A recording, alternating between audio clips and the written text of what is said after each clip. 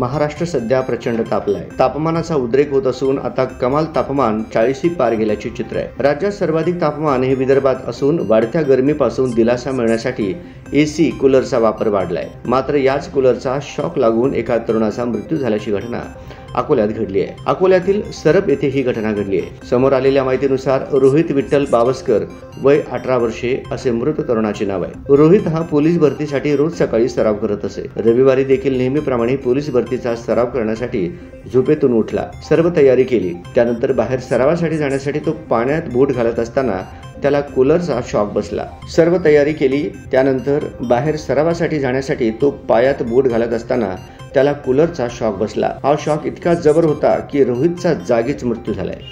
वाढत्या उष्णतेपासून दिलासा मिळण्यासाठी डेझर्ट कूलर म्हणजे पत्री लोखंडी कूलर बनवण्याकडे नागरिकांचा कल असतो। वजनाने जड पत्राचे आवरण, पाणी टिकून ठेवणाऱ्या गवताच्या जाळ्या कूलरला लावलेल्या असतात। हाच कूलर रोहितच्या घरी देखील होता। रात्री गरम होत असल्याने कूलर लावला होता। दरम्यान या कूलर मध्ये विद्युत प्रवाह उतरलेला असताना बूट घालत असताना स्पर्श झाला आणि रोहितला शॉक बसून त्याचा जागेवर मृत्यू झाला। पत्री कूलर लावताना काळजी घेतली जात नाही, यामुळे विजेचा झटका बसून मृत्यू होण्याच्या घटना सातत्याने घडत असतात। गेल्या वर्षी अकोला जिल्ह्यात मागील वर्षात कूलरचा शॉक लागून जवळपास 9 जणांचा मृत्यू झाला होता। या वर्षात कूलरचा शॉक लागून मृत्यू झाल्याची घटना समोर आली आहे। त्यामुळे नागरिकांनी कूलर वापरताना काळजी घेण्याचे आवाहन करण्यात येत आहे।